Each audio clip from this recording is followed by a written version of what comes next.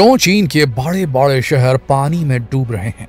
आखिर ऐसी कौन सी वजह है कि चीन अपने शहरों को पानी में डूबने से नहीं बचा पा रहा है? वो देश जिसके पास में इतनी ताकत है कि वो अपनी कूटनीतिक चालों से, अपनी ओछी हरकतों से पूरी दुनिया को परेशानी में डालने के काबिल है, वो आज की तारीख में अपने खुद के शहरों को पानी में डूबने से बचा नहीं पा रहा है। 2021 की बात है।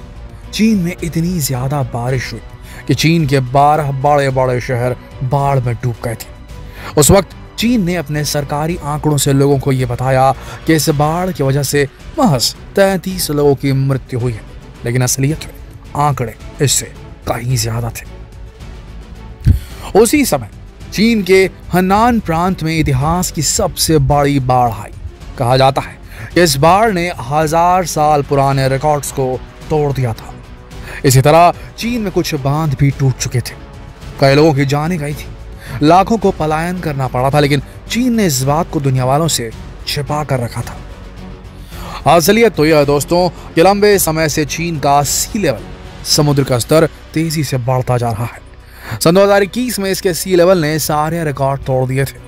चीन के नेशनल मरीन एनवायरमेंटल सेंटर ने एक डेटा जारी किया, जिसमें साफ साफ बताया गया है कि 2021 में चीन का समुद्र स्तर 3.3 इंच तक बढ़ चुका है, यानी कि यह खतरे के निशान के ऊपर जा चुका है।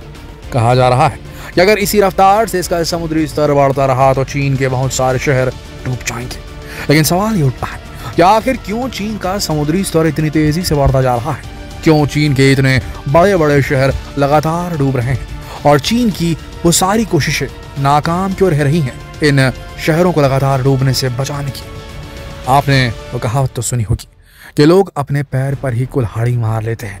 बिल्कुल ये कहावत चीन के ऊपर आज की तारीख में सटीक बैठ रही है। लंबे समय से चीन में इंडस्ट्रियल डेवलपमेंट हो रहा है। ये वजह है कि चीन के बहुत सारे प्रोजेक्ट्स आज दुनिया भर में दिखाई देते हैं। अपनी इसी औद्योगिकीकरण, इंडस्ट्रियलाइजेशन के कारण चीन में आज की तारीख में बहुत सारी इंडस्ट्रीज डेवलप हो चुकी है। दूसरे देशों ने भी यहाँ पर अपनी फैक्ट्रियां एस्टैब्लिश कर ली हैं, लेकिन इसकी वजह से लगातार वहाँ का पॉपुलेशन लेवल तेजी से बढ़ने लगा है। आज की तारीख में चीन का बीजिंग शहर एक ऐसा शहर बन चुका है जहां पर लोग सांस भी नहीं ले पाते। इसका डायरेक्ट इफेक्ट ग्लोबल वार्मिंग पे देखने को मिल रहा है। ग्लोबल वार्मिंग की वजह से वहां के ग्लेशियर्स, चीनी ग्लेशियर्स तेजी से पिघल रहे हैं और इनके पिघलने की वजह से वहां का समुद्री स्तर बेहद तेजी से बढ़ रहा है। चीन में बाढ़ आने का दूसरा सबसे बड़ा कारण है इसके डैम प्रोजेक्ट्स। आपको जानकर हैरानी होगी कि पूरी दुनिया में चीन ही एक ऐसा देश है जहां पर सबसे ज्यादा डैम्स मौजूद हैं। छोटे बड़े डैम्स को अगर मिला दिया जाए तो आज के समय चीन में 98,000 डैम्स है इस देश में। इन डैम्स की वजह से चीन नदियों के पानी को रोकता है और बिजली का उत्पादन करता है, लेकिन इसकी सबसे बड़ी मंशा कुछ और है। असल में ये वो नदियां हैं जो दूसरे देशों तक भी पहुंचती हैं। इन नदियों के पानी को रोक रोक कर वो आसपास के देशों से अपनी बात मनवाता है। वो मतलब चीन आसपास के देशों से अपनी बात मनवाने के लिए उनके पानी को रोक देता है। चीन के यही डैम प्रोजेक्ट्स चीन पर खुद कहर बनकर टूट रहे हैं। लगातार डैम बनाने की वजह से वहां के डैम्स का वाटर स्टोरेज लेवल काफी ज्यादा बढ़ चुका है। दुनिया का सबसे बड़ा डैम भी वहीं पर मौजूद है, जिसका नाम है द थ्री गॉर्जियस डैम। इस डैम में लगे हाइड्रो इलेक्ट्रिक पावर स्टेशंस की वजह से चीन इसमें से 22,500 मेगावाट, सुनिए गौर से, 22,500 मेगावाट बिजली एक ही डैम से पैदा कर लेता है चीन। लेकिन आपको बता दें कि जब इस डैम का निर्माण हुआ तो निर्माण के साथ ही चीन के 12 शहर, 140 कस्बे और 1300 गांव पानी में डूब गए। वहीं 12 लाख लोगों को दूसरी जगहों पर बसना पड़ा। इसके अलावा 2020 में इस डैम पर पानी ओवरफ्लो होने लगा और मजबूर होकर इसके 3 गेट्स खोलने पड़े।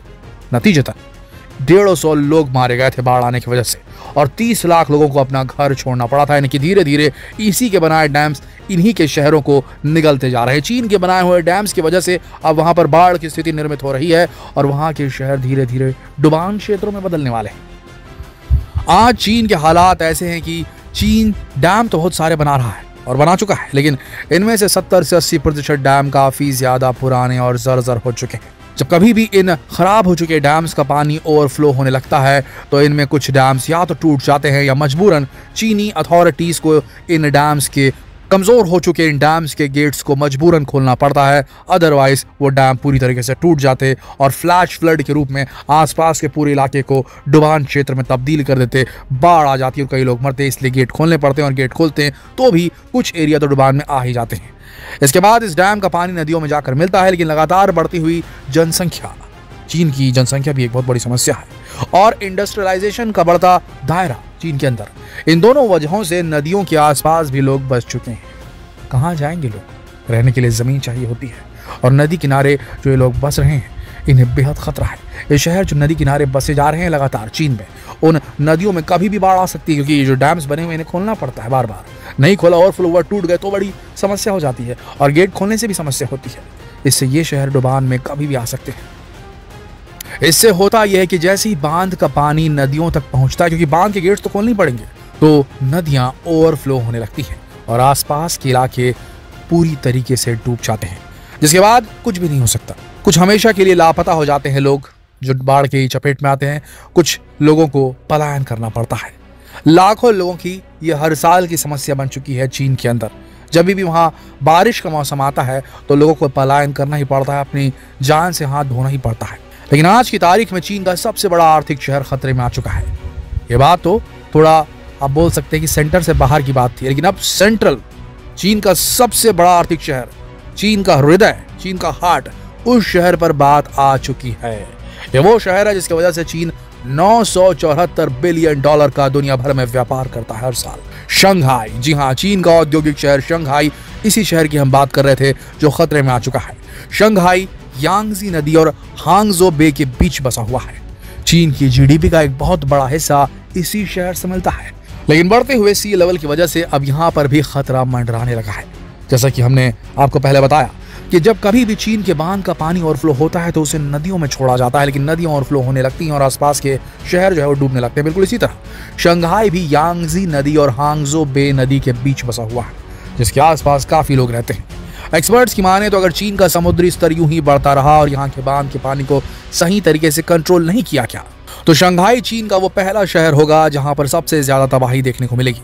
और ठीक उसके बाद चीन के सूजो और जियाक्सिंग भी इस बाढ़ से बच नहीं पाएंगे। ये भी वो शहर है, सूजो और जियाक्सिंग शहरों के नाम है चीनी। ये वो शहर है जो शंघाई से सिर्फ 100 किलोमीटर दूरी पर स्थित है।